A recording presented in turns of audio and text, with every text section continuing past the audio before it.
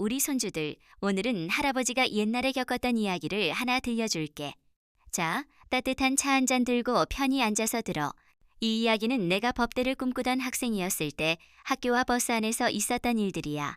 참, 그때는 젊어서 피가 뜨거웠지. 천천히 들려줄 테니 귀 기울여 봐.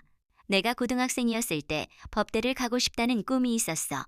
글쎄, 그때는 정의를 지키고 싶다는 마음이 가득했지. 그런데 학교에서 좀 불쾌한 일을 겪었어. 어느 날 내가 새로 산 옷을 입고 학교에 갔는데 몇몇 남학생들이 나를 위아래로 훑어보며 웃더라. 아, 정말 기분이 나빴어. 내가 다가가서 야, 왜 그렇게 쳐다봐? 하고 따졌지.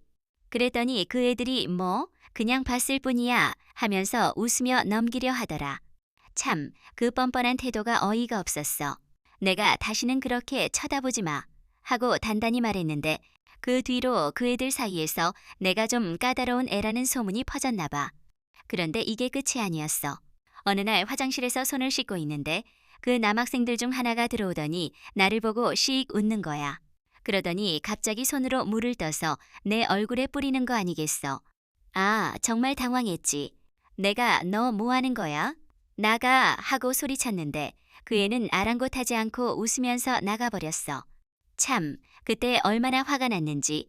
평소엔 내가 말로 사람들을 잘 설득하는 편이었는데 그 순간엔 너무 황당해서 말이 안 나왔어. 다행히 그때 내 친구가 화장실에 들어왔어. 친구가 너 괜찮아? 그 애들 뭐야? 하면서 화를 내줬지.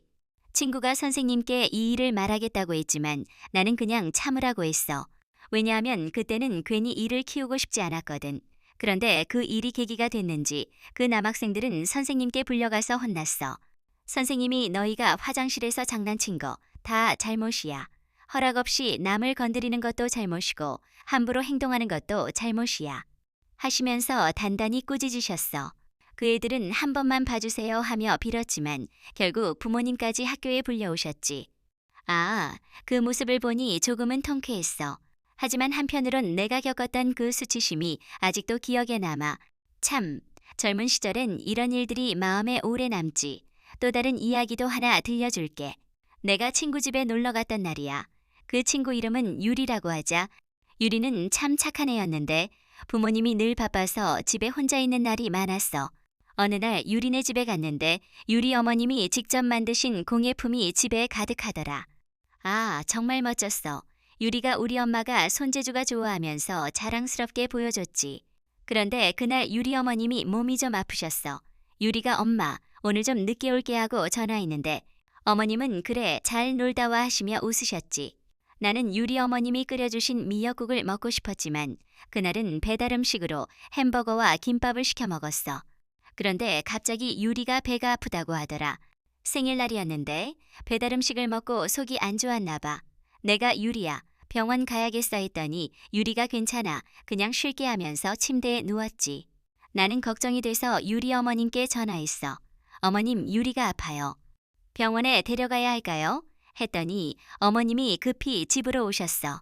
알고 보니 어머님도 몸이 안 좋으셨는데 유리 걱정에 바로 달려오신 거야. 아, 그때 유리 어머님 눈빛이 얼마나 따뜻했는지. 유리를 병원에 데려가시고 다행히 유리는 곧 나았어. 그런데 유리에게 더 큰 고민이 있었어. 어느 날 유리가 내게 전화해서 훌쩍거리며 말했지. 나 친구들한테 괴롭힘 당하고 있어. 아, 정말 가슴이 아팠어. 유리가 말하길 학교에서 몇몇 애들이 유리를 놀리고 심지어 때리기까지 했대. 유리는 너무 무서워서 누구한테도 말 못했던 거야. 내가 유리야, 우리 집으로 와 했더니 유리가 울면서 우리 집에 왔어. 나는 유리 어머님께 전화해서 유리가 지금 우리 집에 있어요. 하루만 더 있어도 될까요? 했더니 어머님이 고맙다 하시며 허락하셨어. 그날 밤 유리 어머님은 유리와 함께 집으로 가셨고 그 뒤로 유리를 괴롭히던 애들 문제를 해결하려고 학교에 말씀하셨어. 참, 부모님의 사랑이란 정말 대단하지.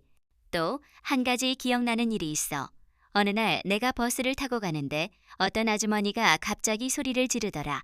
아가씨, 자리 비켜 하면서 한 젊은 여성을 몰아세웠어.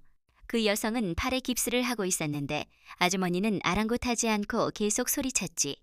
팔이 아프면 어때? 노약자석이야 하면서 아, 정말 화가 났어. 나는 참을 수가 없어서 아주머니께 다가가 너무 심한 거 아니에요? 저분 팔이 아프시잖아요 했지. 그랬더니 아주머니가 얼굴이 빨개지며 너뭐야. 뭘 아는 척이야 하시더라. 하지만 버스 안 사람들이 나를 거들기 시작했어. 특히 버스 기사님이 아주머니 너무하신다 하시며 나서주셨어. 나는 그때 법대지망생답게 단호하게 말했어. 아주머니 이렇게 사람을 함부로 대하면 폭행죄로 신고할 수 있어요. 3년 이하 징역이나 500만 원 이하 벌금이래요. 아, 그때 아주머니 얼굴이 새빨개졌지. 결국 아주머니는 사과하고 조용히 내렸어. 버스 안 사람들이 나를 보며 잘했어 하며 박수를 쳤지. 그 여성은 나한테 고마워요 하며 눈물을 글썽였어. 아, 그때 내가 얼마나 뿌듯했는지. 우리 손주들 이 이야기를 들으며 어떤 생각이 들었을까? 할아버지는 그 시절 정의를 지키고 싶다는 마음으로 살았어. 누군가 부당한 일을 당하면 그냥 지나치지 않고 도와주는 게 중요하다는 걸 배웠지.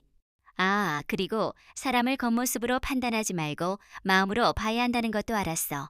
우리 손주들도 살면서 누군가 힘들어하면 따뜻한 손 내밀어 주렴. 작은 용기가 큰 변화를 만들 수 있단다. 자, 오늘 이야기는 여기까지야. 다음에 또 좋은 이야기 들려줄게.